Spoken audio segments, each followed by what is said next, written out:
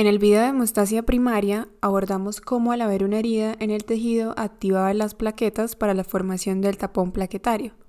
Pero este proceso de hemostasia no acaba allí. Luego viene la hemostasia secundaria, la cual involucra los factores de la coagulación, los cuales funcionan como una cascada de eventos hasta que se forma una malla de fibrina que da como resultado un reforzamiento de ese tapón plaquetario inicial que veíamos en el video anterior. Esta cascada de la coagulación tiene dos vías. Una vía intrínseca, la cual recibe este nombre porque los factores requeridos para su activación se encuentran en la sangre, y una vía extrínseca, la cual se activa con el factor tisular. Este factor no está en la sangre, sino que se expone cuando hay algún daño endotelial. Sin importar cuál de las vías sea activada, la intrínseca o la extrínseca, convergen en la vía común con la activación del factor 10. Iniciando con la vía extrínseca, resulta que hubo un daño en el tejido que causó la exposición del factor tisular. Este es el factor 3. El factor tisular se une al factor 7 activado. El factor 7 va a estar circulando por la sangre y van a formar el complejo entre el factor 7 y el factor tisular activados. Este complejo va a activar tanto los factores 10 como el factor 9. El factor 9 activado forma complejo con su cofactor, que es el factor 8, y este complejo va a activar también al factor 10. Esta vía dual de activación del factor 10 por este complejo,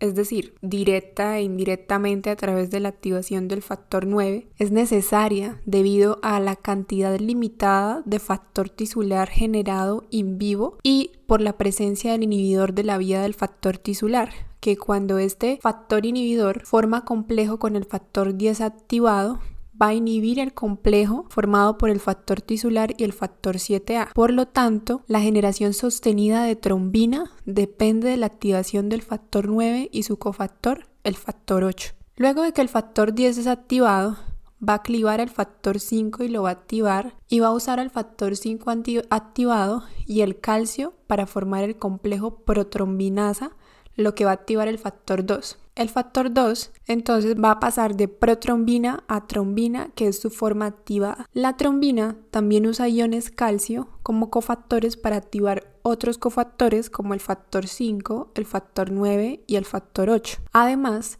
también es responsable de clivar el fibrinógeno para formar la fibrina, la cual forma cadenas que van a solidificar aún más el tapón plaquetario, o sea, lo van a volver más estable. También cliva al factor 13, que es el factor estabilizador de la fibrina, y lo activa, estabilizando la malla de fibrina, siendo esta la vía común. Ahora entra en juego la vía intrínseca, la cual se activa cuando el factor 12 circulante entra en contacto con los fosfatos expuestos, ya sea en la membrana de las plaquetas activas o del colágeno subendotelial, y se activa. Al activarse, cliva al factor 11 y lo activa, y el factor 11 activado activa al factor 9, y luego el factor 9 se une al calcio y al factor 8, los cuales clivan el factor 10 como vimos previamente, y entra a la vía común. Ahora, ¿cómo podemos recordar todo esto más fácilmente? Pues vamos a considerar una mnemotecnia. Entonces vamos a ver esta familia donde uno de los 3 hijos se encuentra afuera,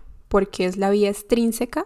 Entonces, algo externo es lo que causa el daño en el endotelio. El niño se encuentra afuera jugando y tiene 7 años porque es el factor 7. Mientras juega, se unta los zapatos con tierra de factor tisular. Dentro de la casa, como es adentro, es la vía intrínseca, se encuentra su madre haciendo el almuerzo y tiene un canasto con 12 limones. Por el factor 12. Uno de los limones se le cae cuando ve a su hijo con los zapatos sucios ensuciando el piso de la casa. Y le quedan 11 limones por el factor 11. Luego bajan sus otros 2 hijos que tienen 9 y 8 años por el factor 9 y el factor 8, los cuales salen corriendo a encontrarse con su hermano en el sendero que conecta la casa con el jardín. Cuando van por el sendero, su madre se da cuenta que se dañaron 5 de sus rosas favoritas por el factor 5. Sus otros 2 hijos, al estar corriendo, dañan 3 más y solo le quedan 2 por el factor 2, y luego llega el perro de la casa y se come otra por el factor 1.